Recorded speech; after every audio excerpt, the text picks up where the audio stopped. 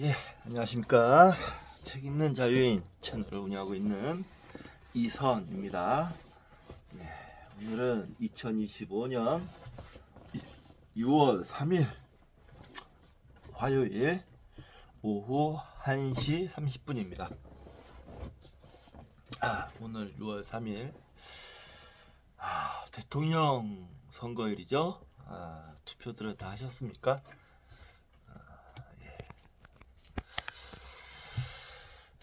오늘 이후로 세상이 어떻게, 우리나라가 어떻게 바뀔지 참 기대가 됩니다. 예.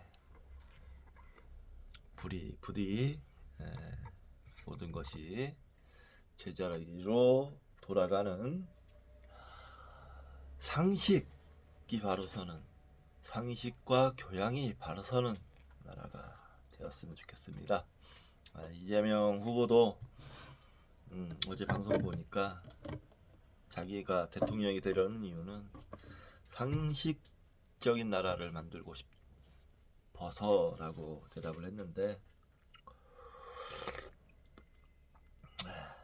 저도 적극 공감합니다. 지금 상식이 무너진 지난 6개월을 살아왔지 않습니까? 우리가 이제 다시 상식이 통하는 사회로 되돌아가야 한다는 아주 막중한 임무가 우리에게 놓여 있습니다. 그래야 이 우리나라 이 공동체가 올바로 유지될 수 있고 더 이상 위기에 빠지지 않게 되지 않을까, 그렇게 생각합니다. 부디 여러분들도 좋은 투표 하셨기를 바라고, 앞으로 내일부터는, 오늘 이후로는 서로 힘을 합쳐서 살아가는 그런 나날로 우리 사회 분위기가 바뀌었으면 하고 생각하고 있습니다. 저는 투표를 지난주에 사전 투표를 했어요. 사전 투표 첫날 갔는데 꽤 사람들이 많았습니다. 여기 경북 경주 안강 지역인데도 불구하고 오후에는 사전 투표 한 오후 2시, 한두 시에 했는데 사람이 꽤 많더라고요. 자, 모두 힘냅시다. 자, 이번 시간은 책을 또 좀 한 권 소개시켜 드리고 돈의 철학 비디오북을 하도록 하겠습니다. 자, 오늘 소개시켜 드릴 책은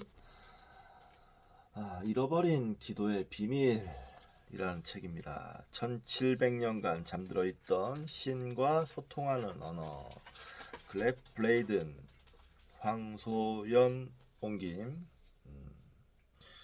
김영사에서 나왔고요. 책도 받은 상도 받은 책이네요.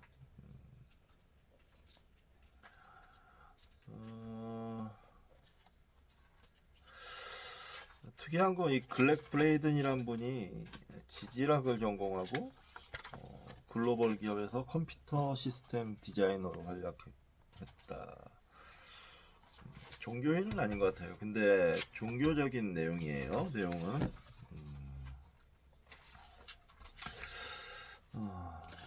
좋은 말귀가 있어서 좀 소개시켜 드리겠습니다. 마음을 고요히 하고 당신의 가슴이 말하는 사랑의 소리에 귀 기울이고 그것이 이끄는 대로 나아가라. 그러면 빗나가는 일이 없을 것이다. 잘랄루딘 무함마드 루미. 이 책은 새 책인데요. 새 책을 샀어요. 새 책 냄새가 납니다. 왜냐면 종교에 관한 책이고, 이 책도 책 쇼핑을 하다가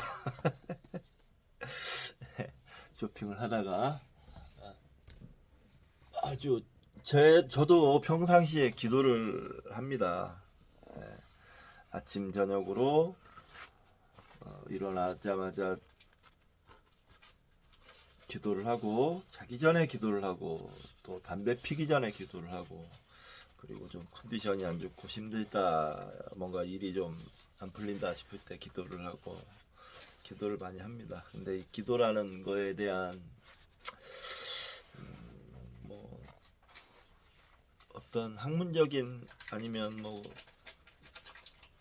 이성적인 그런 생각은 많이 못 해본 것 같아요. 그래서 그런 점에서 굉장히 흥미를 끄는 책이었어요. 평가도 좋았고, 그래서 샀습니다.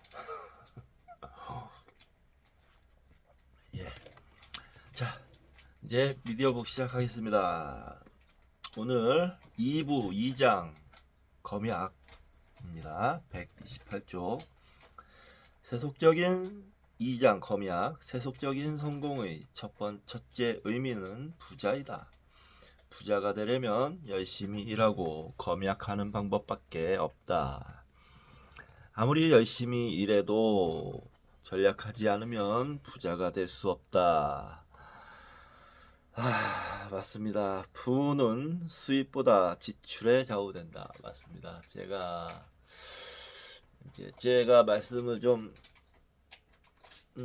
제 얘기를 좀 하자면, 저는 그러니까 전에 뭐 말씀드렸던 것 같은데, 용인에서 개인 택시를 하다가 다 정리하고 경주에 내려와서 불교학과 4년을 경주 동국대학교 불교학과 4년을 공부를 하고 대학원까지 들어갔어요.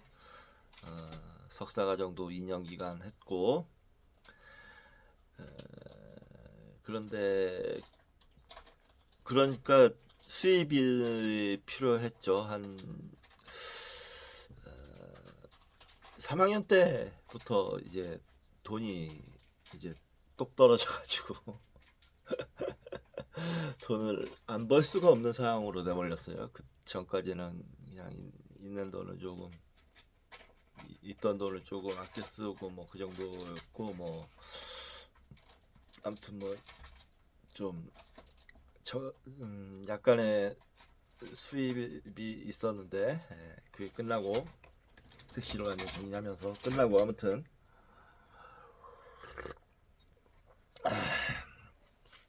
수입 뭔가 일을 해야 되잖아요. 제가 했던 일이 배달입니다. 예. 그때가 4학년 초 1학기 때부터 배달했습니다.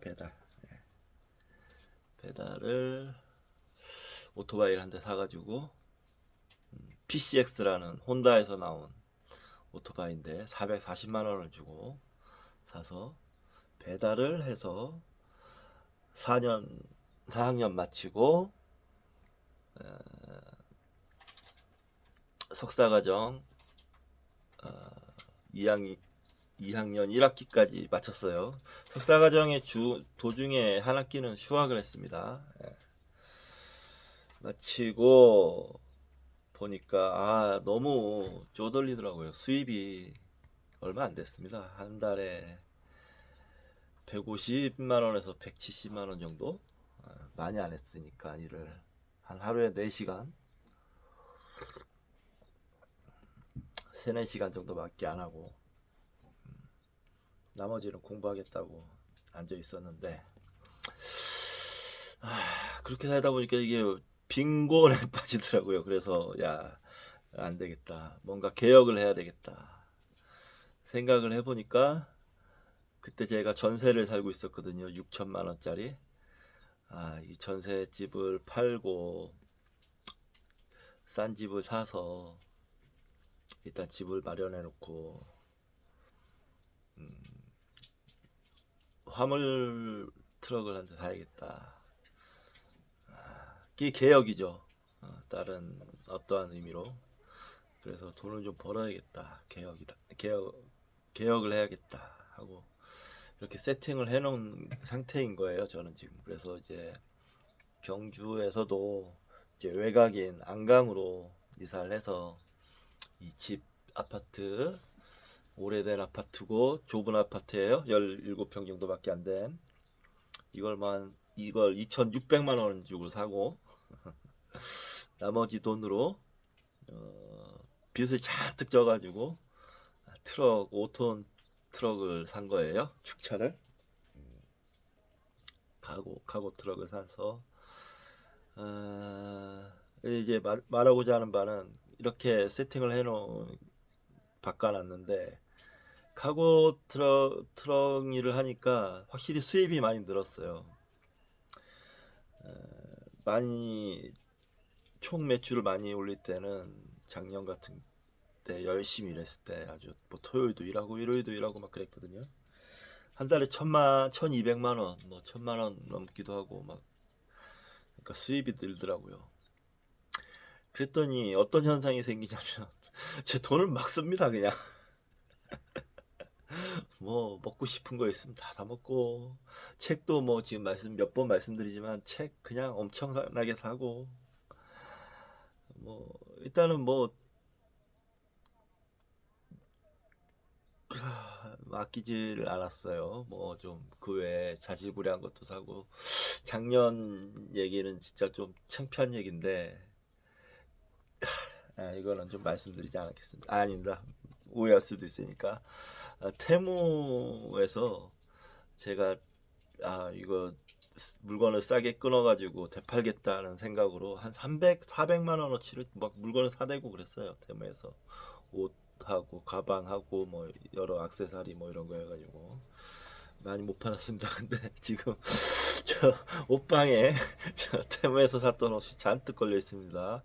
심지어 여성 원피스, 투피스, 뭐 핸드백 뭐 잔뜩 있습니다. 지금 다 팔아야 되는데 못 팔고 있어요. 안 팔리더라고요. 네, 그래서 많이 망했죠. 네, 그런 것도 있고 올해는 또 이제 책 산다고 지금 책을 뭐 거의 모르겠습니다. 적어도 한 300만 원어치 산 것 같은데 300만 원 올해만 그렇게 된 것 같은데 아무튼 그런 식으로 돈을 막 써요. 네. 차도 고장 많이 났고 작년에 실수를 좀 하기도 하고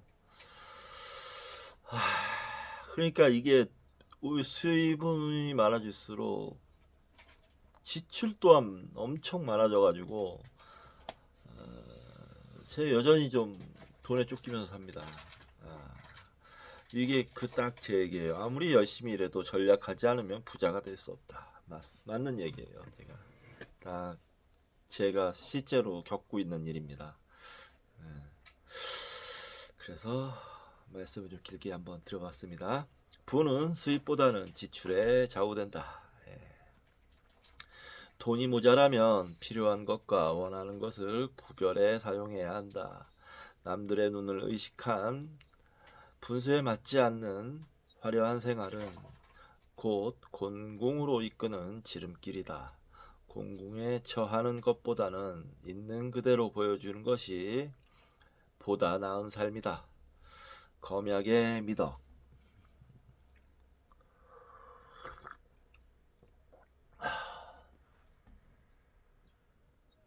검약은 철저한 자기관리, 규칙적인 생활, 신중한 결정, 낭비의 억제를 의미한다.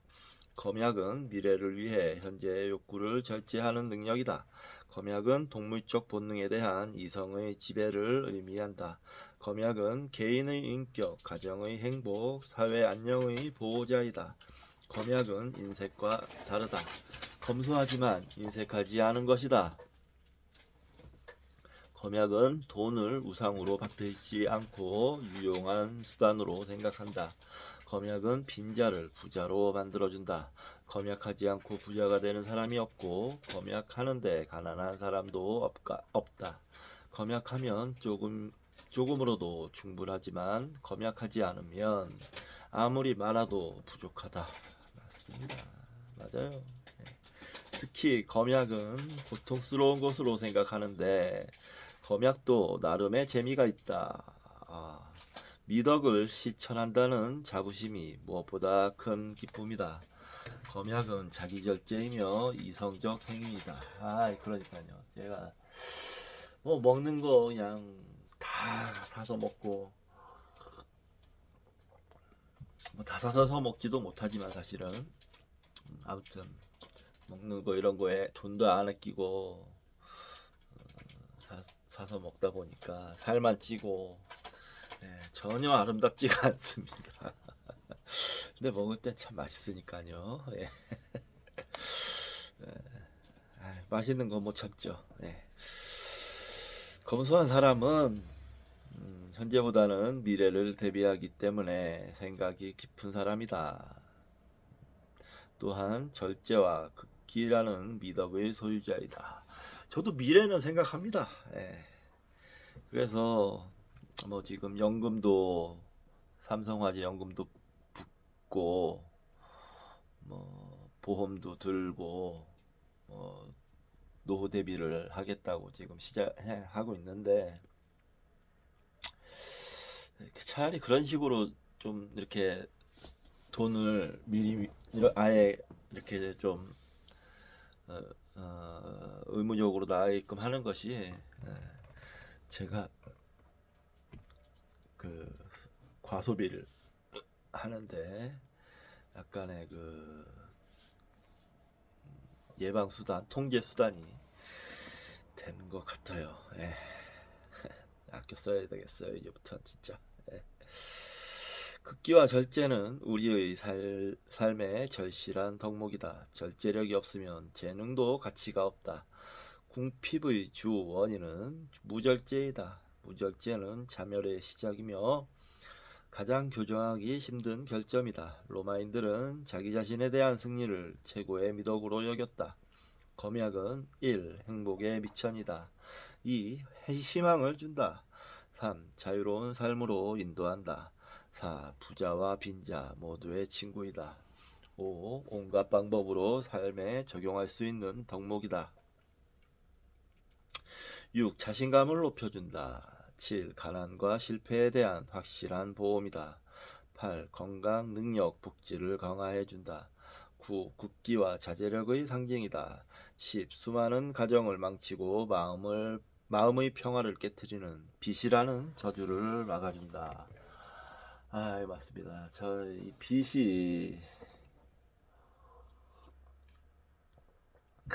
그 사람이 인생을 갉아먹죠. 저도 지금 화물 트럭을 뽑으면서 중고차로 샀지만 캐피탈을 많이 쓰면서 나가는 돈이 많이 줄였는데 만만치가 않습니다. 그 돈과 그래서 이제 마이너스 통장의 이율이 훨씬 낮기 때문에 마이너스 통장을 적극 써서 캐피탈 빚을 갚아놓고 했거든요. 근데 이제 마이너스 통장을 쓰다 보면 계속 지금 형태가 플러스로 넘어갔다가 이제 카드 결제일 25일이 되면 마이너스로 쭉 빠지고 이게 반복이 되고 있어요. 근데 지난달 같은 경우는 책을 너무 과도하게 샀는지 그게 한 100만 원 이상 늘어났더라고요. 그래가지고 이게 안 되겠네. 진짜 좀 매출도 늘리고 절약도 좀 해야 되겠네 하고 5월달에 열심히 한 겁니다. 5월달에 열심히 해서 목표액보다는 좀 더 많은 매출을 올리긴 했는데 그만큼 또 몸이 힘들더라고요.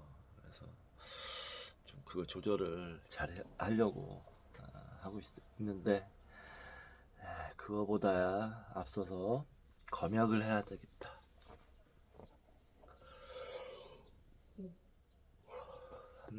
검역을 좀 해야 되겠다 하는 생각이 좀 듭니다. 쉽지 않네요. 소비가 미덕이다 이런 세상이잖아요. 소비가 미덕인 세상이잖아요.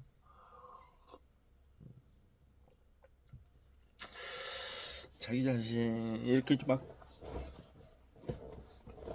좀 그런 것 같아요. 뭐 먹고 싶고 사고 싶고 이런 게 있는데 책이든 뭐 음식이든 막 이거를 막 돈 걱정에 돈이 아까워서 막 못 사고 이런 게 너무 속상해요. 저는 속상하고 아, 좀 뭐랄까 비참하다고까지는 아니지만 막 약간 그런 종류의 에, 느낌을 가질 때가 있어요. 아, 돈 따위 때문에 내가 돈 걱정에 이런 고민 걱정하는 게 너무 싫다 이런 생각으로 물건을 살 때가 많은데 책이든 음식이든 그것도 조금 바꿔서 이제 좀 생각을 해야 될 때가 아닌가.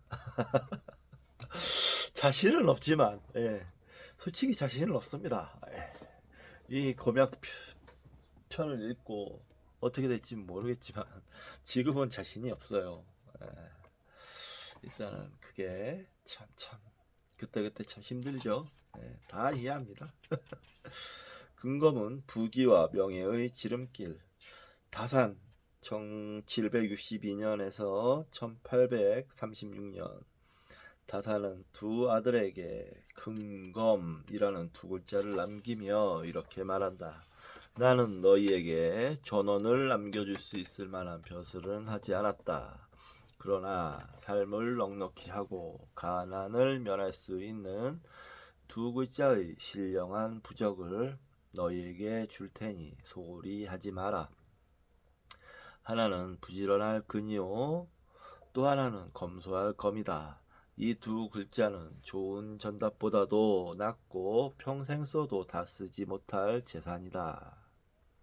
다사는 근검이라는 두 글자를 유산처럼 물려주면서 어떤 문전 옥답을 물려주는 것보다 좋은 유산이라고 역설하였다. 아무리 많은 전답을 물려주어도 낭비하면 금방 탕진하고 말지만 근검은 쓰면 쓸수록 더 부유해질 수 있다는 것이다. 이덕무 1741년에서 1793년. 이덕무는 선비가 지켜야 할 덕목을 담은 사소절에 검소한 사람은 자신을 받드는 데 절제하기 때문에 항상 넉넉하여 남에게 베풀 수 있고, 사치하는 사람은 자신을 받드는 데 풍성하기 때문에 항상 부족하여 남에게 인색하다고 썼다. 검소는 편안하게 사는 길이고 사치는 패망의 길이다. 혁명가이며 경약가인 정도전의 말이다. 정도전 1342년에서 1398년.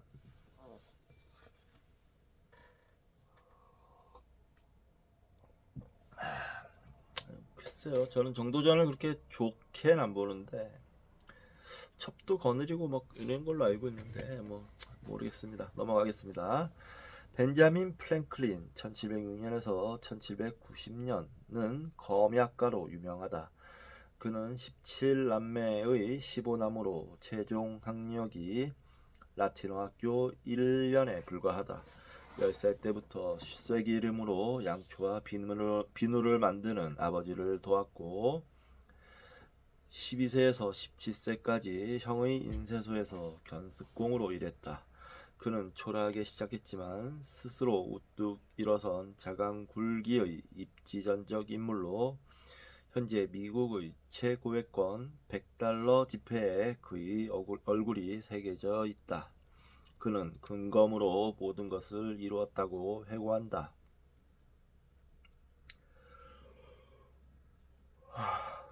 그에게 근검은 돈의 사용과 함께 건강과 활력을 유지하고 자신의 재능을 최고로 증진시키는 것을 의미했다. 그는 79세 때 내가 이처럼 오래도록 건강을 유지하고 강건한 체력을 지니고 있는 것은 근검 덕분이다. 일찍부터 형편이 펴고 재산을 모으고 다방면의 지식을 쌓아 상당한 명성을 얻을 수 있었던 것은 모두 근면과 검약 때문이다.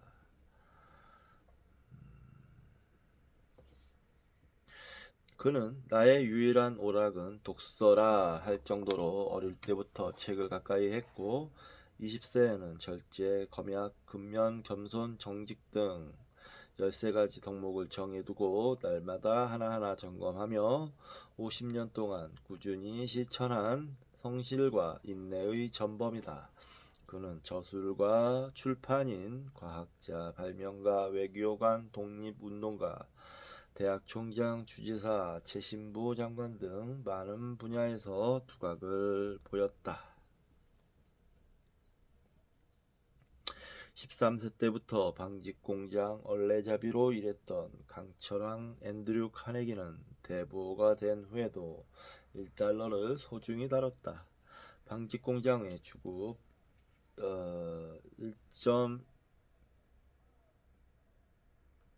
1.20달러, 15세 때의 전보 배달부 주급 2.5달러, 17세 때의 전신 기사부 월급 25.18달러, 철도회사 월급 35달러 등을 정확히 기억하며 적은 돈도 아꼈다. 그는 말했다. 무엇보다 중요한 것이 전략 습관이다. 전략은 큰 재산을 안겨주는 여신이며 야만인과 교양인을 나누는 기준이다. 재산을 불려주고 사람들의 품성까지 길러주는 것이 전략이다. 네. 품성까지. 그렇죠. 검약한 사람들은 보면 품성이 굳어요. 보면 네. 굳은 사람이 많아요. 아주 좀 강인하다고 해야 되겠죠. 그런 사람들이 보통 검약을 잘하는 사람들입니다. 그도 그럴 것이 정신력이 강해야 절제를 하죠. 네. 검약은 확고한 자립 기반. 사람들은 자기가 원하지도 않는 것을 사기 위해 알지도 못하는 사람들에게 인상을 남기기 위해 돈을 낭비한다.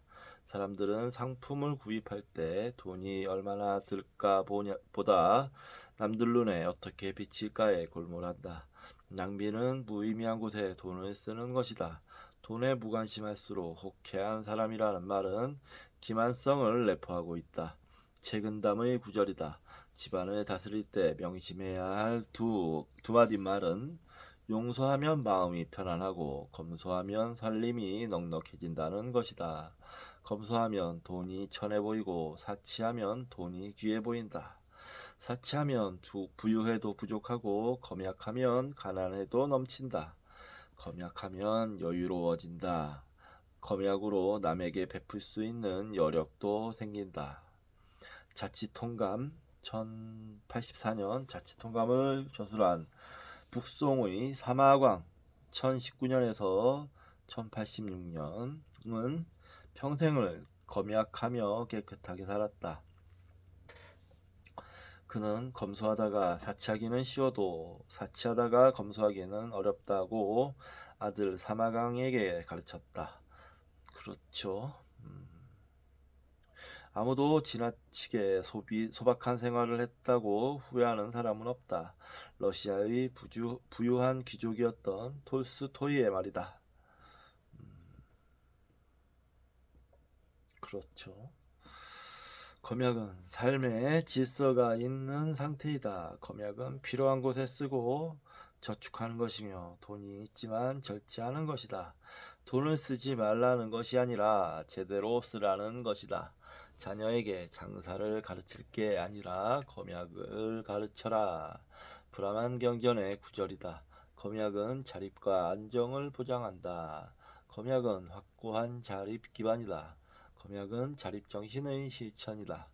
영국의 정치가 존 호너 1911년에서 1997년은 아버지로부터 이런 충고를 들었다. 나는 모든 면에서 내가 편안하게 살기를 바란다. 그러나 검약 정신만은 심어주고 싶다. 검약은 모든 사람에게 가장 필요한 덕목이다. 천박한 사람들은 우습게 생각하지만 검약은 자립에 이를 수 있는 가장 확실한 길이다.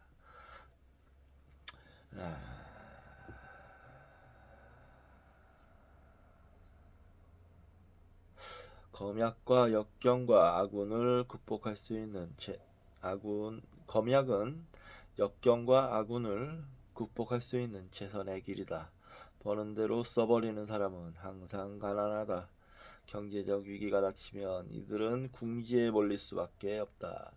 적은 금액이라도 저축해 놓지 않으면 이 사람 저 사람에게 구걸해야 한다. 낭비의 패단은 재산의 낭비가 아니라 에너지, 인격, 자존심을 송산시키는 것이다. 부자가 사치만 한다면 비록 그의 돈이 사치를 감당해 주더라도 그는 속물의 대명사가 되고 경멸을 당한다.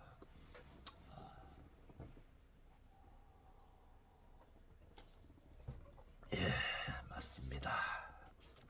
저축은 기회를 만든다. 저축은 장래에 대비하여 소득의 일부를 적립하는 것이다. 저축은 가난을 막아주는 방벽이다. 동서고금을 통해 전략하며 저축하지 않았던 창업자는 없다. 19세부터 소득의 50%를 저축하기로 결심한 존 템플턴 1912년에서 2008년은 말했다. 돈을 원한다면 돈을 소중히 여겨야 한다. 우리에게는 많은 친구가 있다. 그러나 변함없이 필요할 때 언제라도 도와줄 준비를 하고 있는 적금 통장이라는 친구보다 좋은 친구는 없다. 금액의 많고 적음은 중요하지 않다. 저축하는 습관이 중요하다. 저축 습관은 자제력이라는 미덕의 징표이다. 저축은 유혹을 이겨내는 것이기 때문에 저축하는 습관은 강인한 성품을 요한다. 절제력, 자신감, 극기, 용기, 인내 등 미덕의 실천이며 그에 따라 성품도 좋아진다. 예.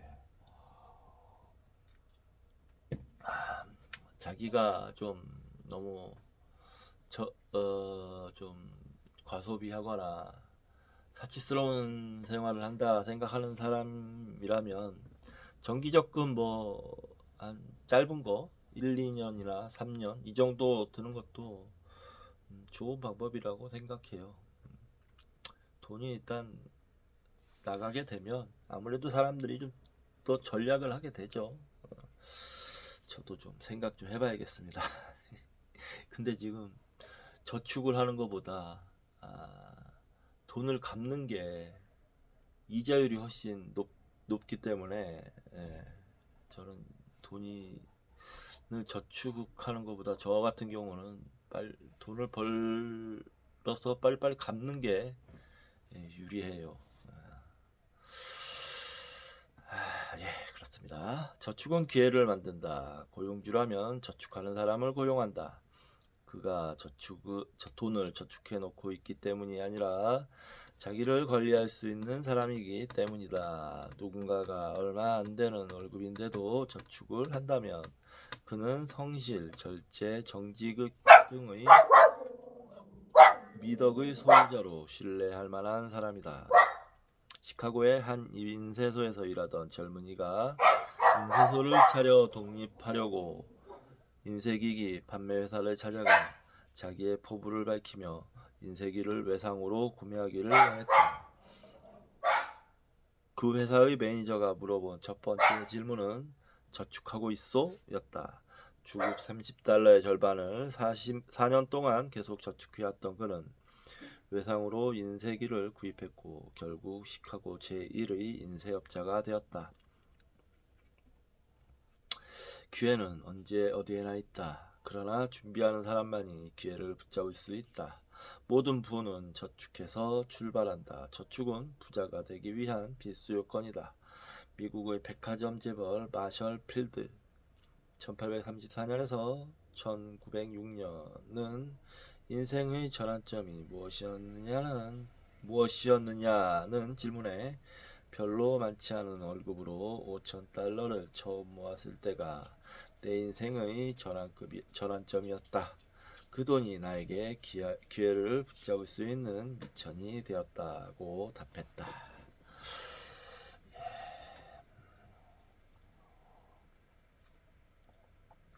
또 이제 살살 또 졸리려 그러네요. 약간 낮에는 항상 좀 이렇습니다. 지금 피로가 완전히 풀리지 않으면 오늘도 일을 하고 왔기 때문에 약간 이제 에너지를 쓴 상태여서 피로함이 좀 남아 있어요. 음, 음. 네, 잠시 쉬었다가 하도록 하겠습니다. 담배 한대 피우고 오겠습니다.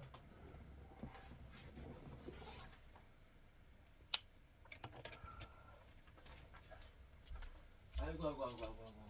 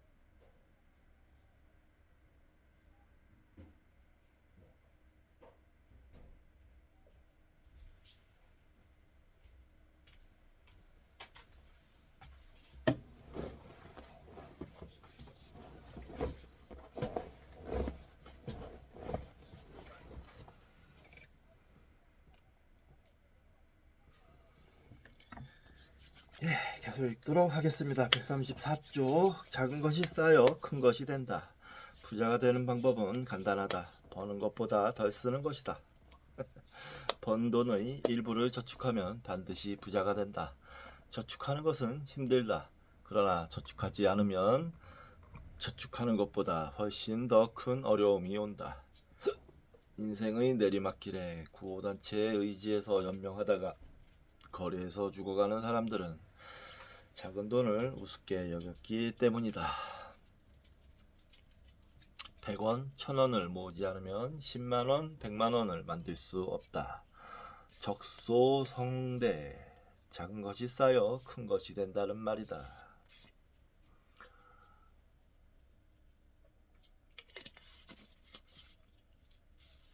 처음 100만원을 모으기가 힘들고 그 다음은 쉽게 모인다. 돈은 스스로 커가는 성질을 갖고 있다. 처음 1000달러를 버는 것이 어려웠지. 그 이후 10,000달러를 버는 것은 아주 쉬웠고 1000달러가 없었다면 초라하게 죽었을 것이다. 미국의 성공한 사업가의 회고이다. 우리가 꿈꾸는 풍요는 작은 것에서 시작된다. 작은 도토리가 자라서 큰 상수리 나무가 되듯이 작은 씨앗에서 생운이 싹 튼다. 작은 돈이 놀라운 성장의 씨앗이 된다. 그 씨앗이 자라 큰 행운의 나무가 된다. 노인이 되어 그 그늘 밑에서 편안히 쉬고 싶다면 이 순간부터 작은 동전을 행운의 씨앗으로 대접하라. 사람들은 빈곤을 자신의 문제로 생각하지 않는다. 그러나 경제는 언제나 불안정하고 소득의 변동이 커서 빈곤은 모두가 염려해야 하는 문제이다. 1968년에서 2011년의 가계 데이터를 분석한 결과 미국인의 54%가 빈곤선 아래로 떨어졌고 25에서 60세 미국인의 60%는 언제인가 빈곤을 겪게 될 것으로 예측되었다. 삶에서는 생각지도 않았던 일이 많이 일어난다. 고소득자도 빈곤에 빠질 수 있다. 미래는 항상 불확실하다. 종교적으로, 문화적으로 자살이 악덕인 그리스가 경제 위기를 겪으면서 전직 약사 클리스탈루스 로인이 연금 삭감으로 약값도 될 수 없다. 내 존엄을 위해 쓰레기통을 뒤질 수 없다며 2012년 4월 아테네 중심가 많은 사람들 앞에서 권총으로 자살했다. 35년 약사를 한 이 노인은 충분히 저축할 수 있는데도 버는 대로 다 써버리고 노후에 궁핍을 겪은 것이다. 저축만이 나의 존엄을 지켜주는 든든한 성체이다.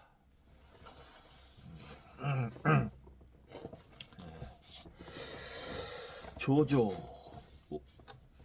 조조의 검약 조조 155년에서 220년은 많은 장점에도 불구하고 매우 부정적인 인물로 인식되고 있다. 여기 주 표시가 있네요. 오의 대장군 육손의 손자이며 문장가인 육기는 온 세상이 조조를 함께 받들었다. 덕은 천지에 나누어지고 태양과 달을 놓아 함께 빛나는구나 라고 칭송할 정도인데 소설가 나간중이 유비를 띄우기 위해 그 상대 인물로 조조를 몹쓸 인물로 만들어 중국 학자들이 조조의 참모습을 복원시키려 노력하고 있지만 나간중이 만들어낸 조조의 이미지를 극복하지 못하고 있다고 한다.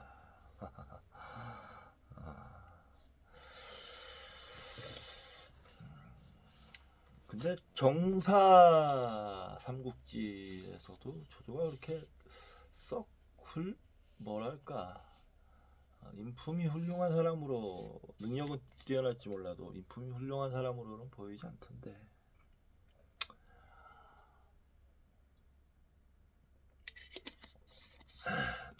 예, 넘어가겠습니다. 진수 233년에서 297년은 삼국지 말미에 조조를 보통의 인물이 아닌 탁월한 사람이라고 평했다. 조조도 인간이라 단점도 있었겠지만 장점이 훨씬 더 많았다. 조조에게 좋은 점이 없었다면 그렇게 많은 인재가 모일 수가 없었을 것이다. 조조는 호와 사치할 것 같은 이미지와 달리 검소하고 질박했다.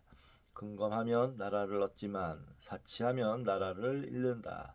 사치는 큰 죄악이요 검약은 만인이 지켜야 할 덕목이라며 평생 음식과 옷에 관심을 갖지 않았다.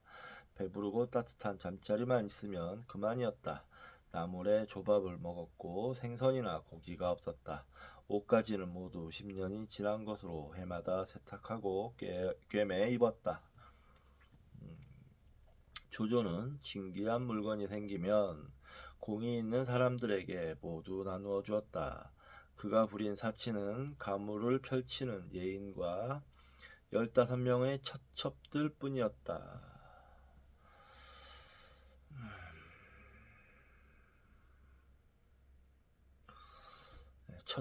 첩들에게 비단 옷이나 술을 놓은 옷을 입지 못하게 하고 휘장이나 병풍이 해지면 기우거나 고쳐서 사용하였다. 45년을 함께한 아내 변씨가 적극적으로 동참했다. 그러나 아들 조비 때에는 사치가 일고 손자 조에 대해서는 더욱 심해 결국 사마씨에게 나라를 빼앗겼다.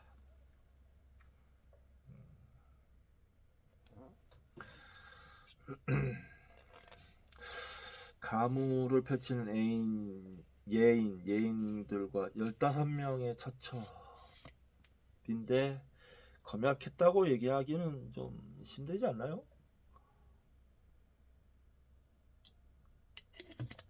처첩이 15명, 아들이 25명이었답니다. 아들이 조조에게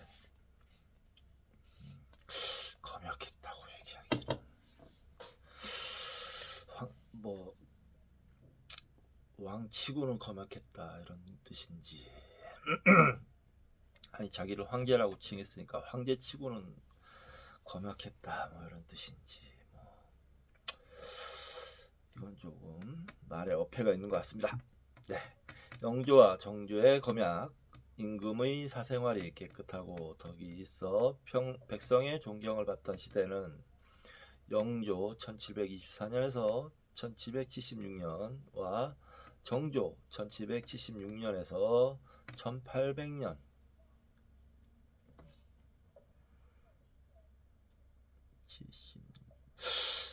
정조 연대가 좀 잘못된 것 같은데 정조 40살에 아마 승하했다고 알고 있는데 네, 넘어가겠습니다. 의 제위 연간이었다. 영조는 제위 기간이구나. 제위 기간이 이렇게 되는 거네요. 예. 영조는 1694년에서 1776년은 평생 검약을 생활신조로 삼고 몸소 실천하였다.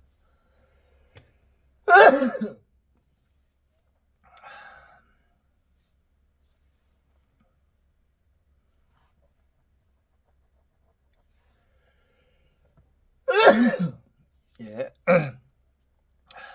영조는 여름에 쓰다 남은 종이 조각을 버리지 않고 모아두었다가 겨울이 오면 뚫어진 문을 바르거나 문풍지로 썼다.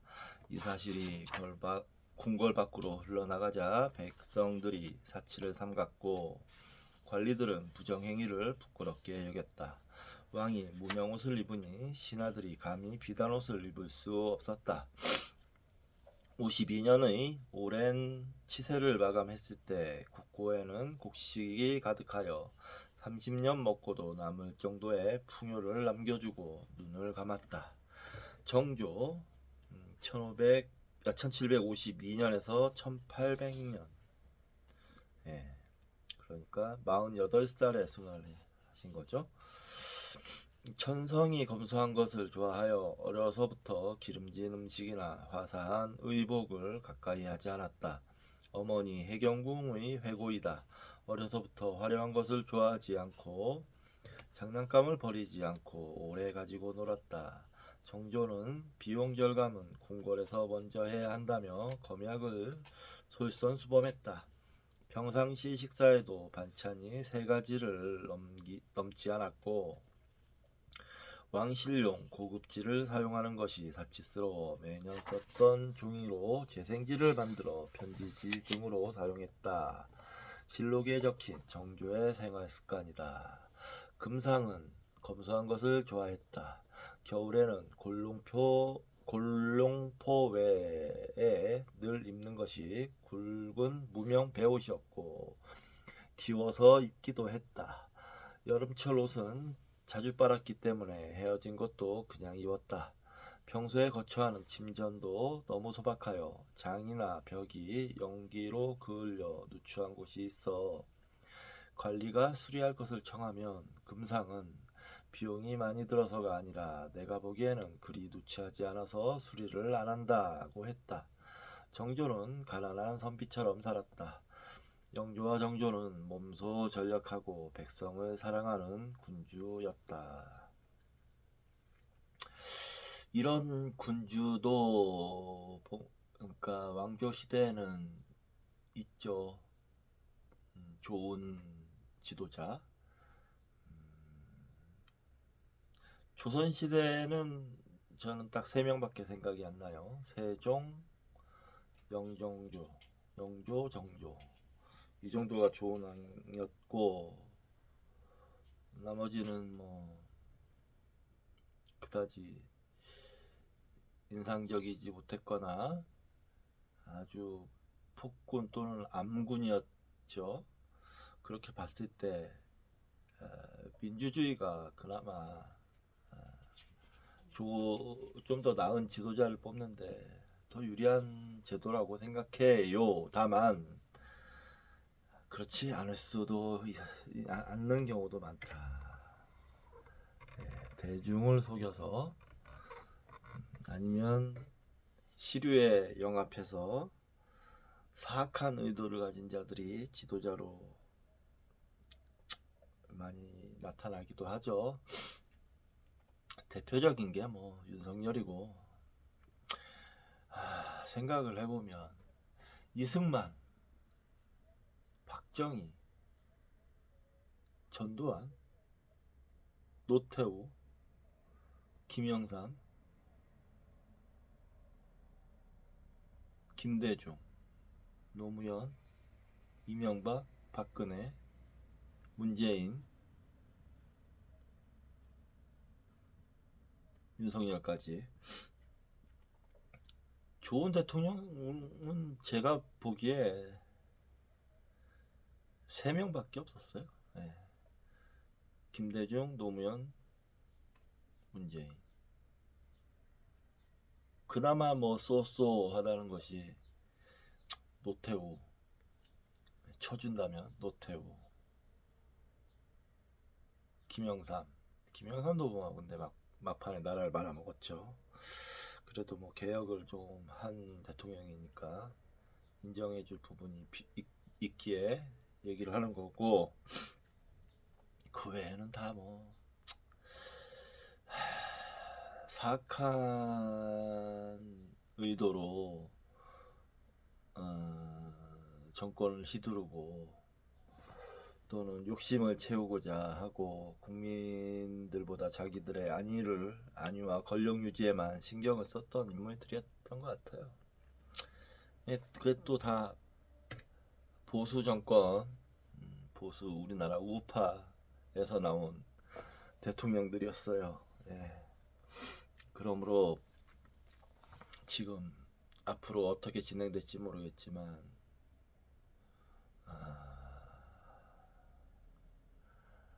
진보 좌우 진보와 보수로 봤을 때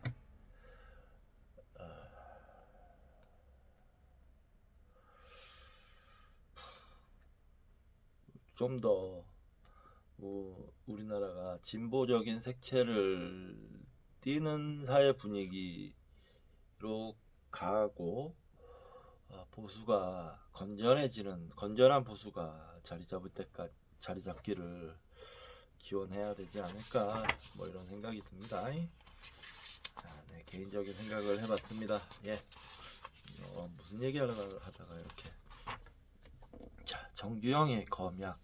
2000년 3월 고 정주영, 1915년에서 2001년 회장이 이사를 할 때 오래된 그의 옷과 가재도구가 세간의 화제가 되었다. 30년 이상 살아온 청운동 자택 거실의 가구들이 너무도 낡았기 때문이다. 20년이 넘은 소파의 가죽은 하얗고 의자와 테이블은 칠이 벗겨져 있거나 수리한 자국이 곳곳에 있었다. 그 흔한 그림이나 장식품도 없었고 TV는 17인치 소형이었으며 과연 이곳이 대한민국 최고 재벌의 거실인가 의심될 만큼 초라하고 소박했다. 17년을 입은 작업복은 재봉틀로 깊고 기워 지게꾼 바지와 다름없었다. 계속 굽을 갈아가며 똑같은 디자인의 구두 세 켤레를 30년 넘게 신었다. 구두굽이 다른 것을 막으려고 굽에 징을 박아 신고 다녔다. 한 번은 가정부가 낡아 빠진 정 회장의 실내화를 버리려다 해고당할 뻔했다. 아직도 쓸만한 실내화로 오랜 추억이 묻은 물건을 함부로 버리려는 가정부가 마음에 들지 않았던 것이다. 그는 국내외 기빈들을 접대할 때나 공식적인 만찬 자리가 아니면 늘 소박한 음식을 즐겼다. 정 회장은 젊은 시절부터 아끼는 데는 누구 못지 않았고 짜디짠 왕소금 회장으로 불렸다. 나는 대단한 구두쇠지만 큰손이기도 하다. 돈을 써야 할 때는 아끼지 않고 쓰니까 아낄 때 아끼고 쓸 때는 확실하게 쓴다. 회사든 개인이든 쓸데없는 데 낭비하는 것을 보면 아무리 사소한 것이라도 참지 못하는 정 회장이지만 일단 돈을 써야 한다고 생각하면 통 크게 쏜다. 돈의 중요성은 그 액수에 있는 것이 아니라 돈이 쓰이는 가치에 있다. 꼭 필요한 데 쓰인다면 그 액수는 중요하지 않다. 하지만 가치 없는 데 쓰인다면 100원도 아까운 것이다.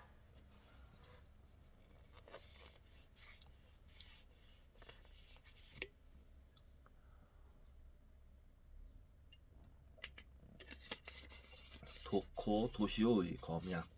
도시바 회장. 천황 다음의 영예라는 경단년 회장. 일본 정부의 임시행정개혁 추진심의회 회장 등을 여기만 도코 도시오. 1896년에서 1988년은 생전에서 일본에서 가장 존경받는 인물이었다. 직함이 아니라 성실한 자세와 모범적인 생활태도로 존경을 받았다. 그는 근검하고 공사의 구분이 투철했다. 매일 새벽 4시에 기상하여 독서를 했다. 그는 독서는 저자와의 대화라며 문답을 하면서 책을 읽는 것으로 유명하다. 그리고는 불경을 읽고 산책과 목검 휘두르기를 한 뒤 아침 식사를 하고 6시 30분이면 출근한다. 그는 회사에 가장 먼저 출근한다. 그의 회사는 직급 순으로 출근한다. 그의 지론이 임원은 사원의 10배를 일해야 한다는 것이다. 통상 점심은 회사에서 메밀국수로 때우고 직원들과 대화하거나 공장과 영업소를 방문하는 것이 일과였다. 그는 이래서는 사장도 사원과 동격이고 동격의식을 가지려면 많은 대화가 제일 좋다며 틈만 나면 직원들과 대화를 나누었다. 퇴근 후에는 약속이 없는 한 집으로 직행하여 밥, 된장국, 정어리 한 마리, 야채 반찬의 저녁 식사를 하고 독서를 했다. 그는 도쿄에서 전철로 2시간이 걸리는 가마쿠라시의 20평 남짓한 목조 건물에서 부인과 둘이서 살았다. 그는 텃밭에서 직접 채소를 키워 자급자족했다. 돈을 아끼기 위해 머리는 부인이 깎아주는 등 검약 생활로 한 달에 5만엔의 생활비만 남기고 모든 수입을 어머니가 설립한 학교에 기부했다. 낡은 양복 몇 벌로 평생을 지냈고 구두는 창을 갈아 신었으며 골프도 치지 않았다. 도시바 회장인데도 집에 컬러 TV가 없는 걸 알고 종업원들이 100만 대 생산 기념으로 한 대를 구입해 선물할 정도였으니 그의 검약은 상상을 초월한다. 그의 생활 신조는 생활은 낮게, 생각은 높게, 개인은 검소하게, 사회는 풍요롭게였다. 록펠러의 검약. 록펠러 1세 1839년에서 1937년의 어린 시절은 가난했다. 그의 가족은 도시의 외곽지역 여기저기로 이사를 다녀야 했다. 록펠러는 가게를 돕기 위해 16살에 고등학교를 중퇴하고 취직을 했다. 직장 생활을 하는 동안 그는 누구보다 열심히 일했고 인정도 받았다. 직장에서 보인 그의 헌신적인 태도에 고용주는 감동했다. 기회가 왔을 때 조심해야 해. 자만심에 빠지면 실패하기 쉽지. 하루하루가 나의 미래를 결정하는 거야. 록펠러는 철저한 검역가였다. 항상 검약을 강조했던 그의 어머니는 무절제한 낭비의 결과는 무자비한 가난뿐이라고 가르쳤다. 그는 가장 엄격하면서도 효율적이었던 학교, 즉 빈곤을 통해 검약을 배웠다. 그의 관심은 피할 수 있는 손실을 최대한 막을 수 있는 방안에 쏠려 있었다. 록펠러는 쉴 새 없이 메모를 써서 공장장들에게 전략 지침을 주었다. 근무 시간이 끝나면 회사를 돌아다니며 가스를 점검했다. 그는 구두쇠가 아니었다. 다만 돈을 함부로 쓰는 것을 용납하지 않았다. 록펠러는 거대한 부의 성을 쌓았지만 그의 생활은 보통 사람과 다름이 없었다. 그의 자식들도 부를 노리지 못했다. 록펠러 2세 1874년에서 1960년은 8살이 될 때까지 누나들이 물려준 옷을 입었다. 2세는 1세의 원칙에 따라 결코 부잣티를 낼 수가 없었다. 2세가 아버지가 된 후에는 5남 1녀의 아이들에게 세발 자전거 한 대만 사주고 서로 번갈아 타게 했다. 아이들은 용돈 사용 명세를 철저하게 검사받았다.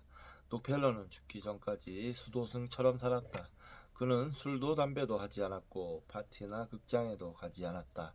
1937년 그가 98세의 나이로 죽을 때까지 그의 생활은 오하이오주 여느 시골 농부와 조금도 다를 게 없었다. 아침 일찍 일어나 열심히 농사일을 하고 해 떨어지면 바로 잠자리에 들고 일요일은 종일 교회에서 보냈다. 재벌들은 왕소금. 재벌은 그저 돈 많은 사람들이 아니다. 돈이 넘쳐나는 사람들이다. 사람들은 이들이 최소한 상어 지느러미 요리나 바닷가재는 먹고 사는 것으로 생각한다. 하지만 재벌 총수들이 더 구두쇠다. 멋대로 쓰고 사는 사람은 없다. 봉급 생활자보다 못한 씀씀이를 보이는 경우도 있다.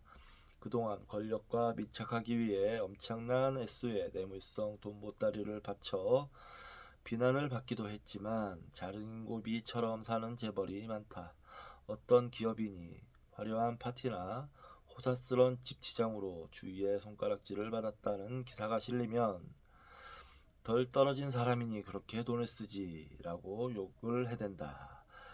김향수 1912년에서 2003년 아남그룹 명예회장은 10년째 신고 있던 갈색 구두의 구두코가 하얗게 변색되고 너덜너덜해 주위에서 새 구두를 사라고 권유하면 아직 3년은 더 신을 수 있다고 대꾸했다. 이재준 1917년에서 1995년 대림산업 명예회장은 사당동 서민주택에서 살았다.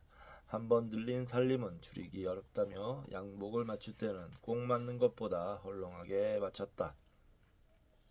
10년 이상 입기 위해서였다.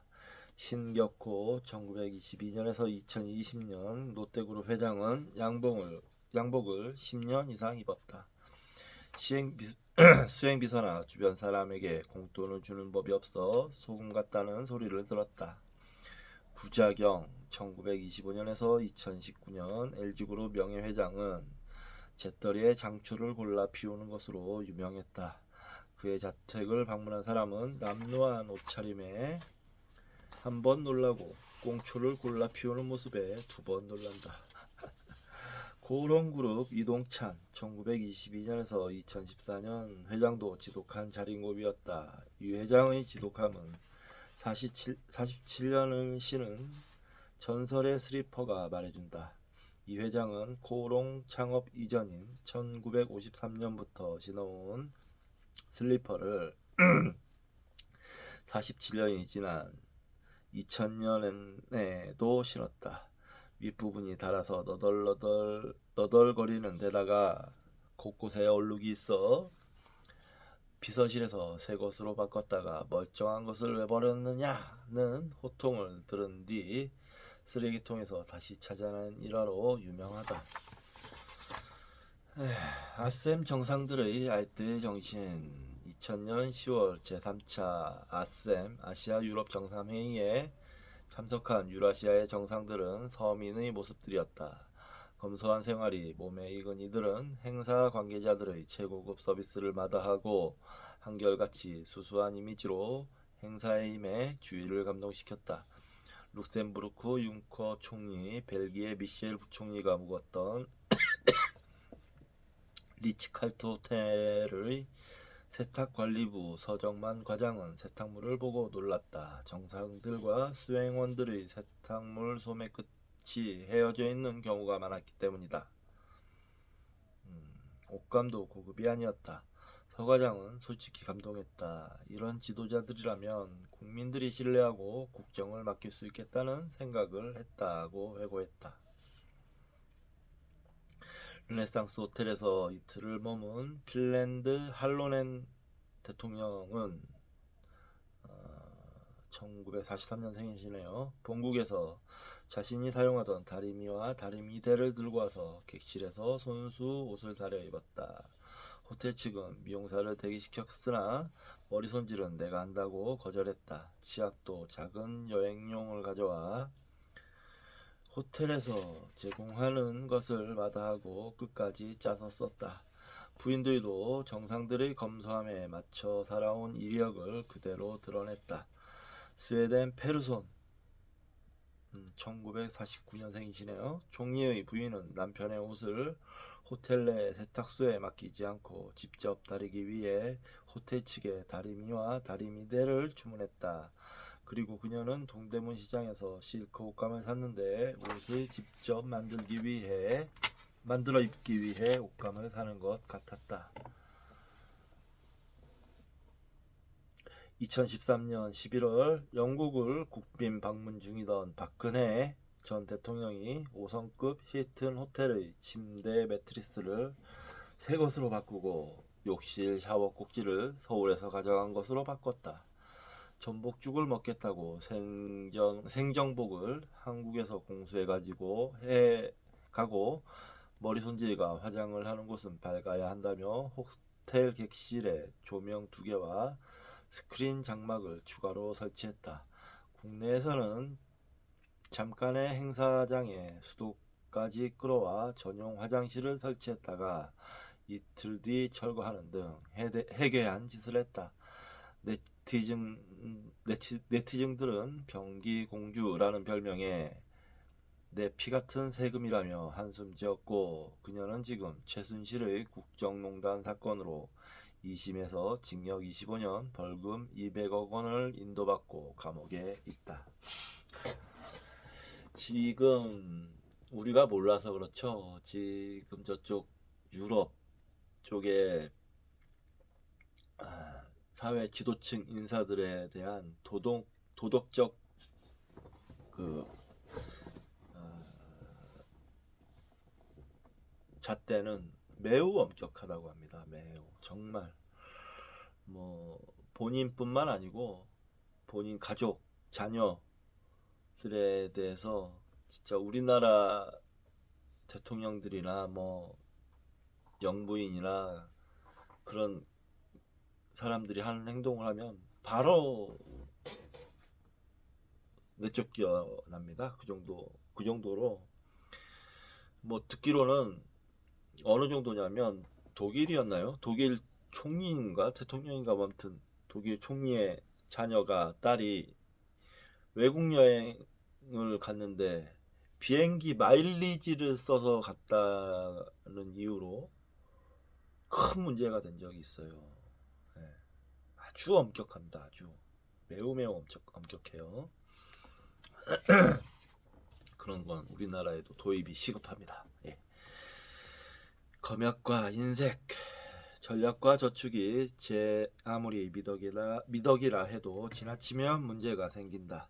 돈에 대한 열정은 자칫 병적인 인색이나 병적인 낭비를 초래할 수 있다. 한 부류는 더 많은 돈을 모으기 위해 집착하고 또 다른 부류는 더 많은 돈을 쓰는데 열정을 보인다.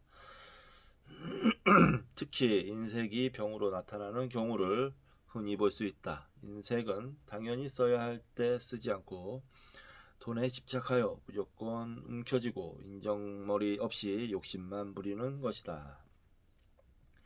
인색은 도움이 필요한 타인을 외면하는 것이다. 인색은 타인을 박대하는 것이고 검약은 자신을 박대하는 것이다. 인색한 사람을 수전노라 한다. 수전노는 물질적, 정신적인 면에서 진정한 의미의 백만장자가 될 수 없다. 그들은 돈에 지나치게 집착한다. 돈에 대한 집착은 너그러운 삶과 행실을 방해하고 마음의 문을 닫아버린다. 게다가 젊었을 때 전략하던 습관이 노년에는 탐욕으로 변한다. 백만장자는 자유와 독립을 뜻한다. 수전노는 결코 자유롭거나 독립적일 수 없다.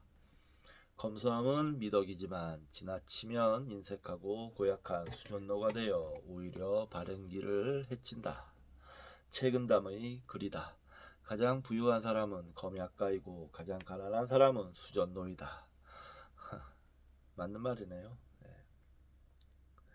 돈이 없는 사람은 가난하지만 돈밖에 없는 사람은 더 가난하다. 영국 속담이다. 칼에 베어 죽은 육신보다 돈에 맞아 죽은 영혼이 더 많다는 말도 있다. 검약과 인색은 다르다. 검이불인, 검소하지만 인색하지 않다란 말이다. 검약은 인색도 아니고 탐욕도 아니다. 검약은 가진 것을 현명하게 쓰는 것이지 무조건 움켜쥐는 것이 아니다. 검약은 써야 할 때 쓰고 인정미가 넘친다. 단지 자신에게만 엄격하다. 검약은 만족을 알며 분수를 지키고 낭비를 멀리하며 절제하는 생활이다. 검약은 돈을 우상으로 받들지 않고 유용한 수단으로 생각한다. 검약은 인격의 문제이며 성공의 기초이다. 검약은 찬양받지만 인색은 욕을 먹는다. 검약과 인색은 닮았으되 아주 딴판이다. 세상에서는 이 두 가지를 똑같이 여겨 걸핏하면 검약을 째째한 구두쇠라고 비웃는다. 그 바람에 사람들은 검약을 지켜내지 못하고 포기해버린다. 하루라도 빨리 경제적 자유를 누리려면 세상의 소문 따위에 정신을 빼앗겨서는 안 된다. 구두쇠, 짠돌이 등의 비난에 귀 기울여서는 안 된다. 쓸 때 쓰고 해야 할 일을 한 것이라면 누구의 눈치도 살필 필요가 없다. 세상 사람들이 피어올리는 엉뚱한 연기에 휘말려 갈팡질팡할 필요가 없다. 예, 여기까지 2장 검약이었습니다. 예, 좋은 내용이었습니다. 예. 검약 해야겠어요. 쓸 때 쓰고 아낄 때 아끼고, 예.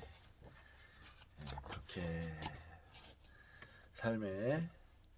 그런 삶의 스킬을 익히도록 저도 노력하도록 하겠습니다. 이번 시간은 여기까지 좀 하고 잠을 좀 자야 될 것 같아요. 약간 피곤합니다. 목소리가 가라앉았습니다. 예, 다음 시간에 뵙겠습니다.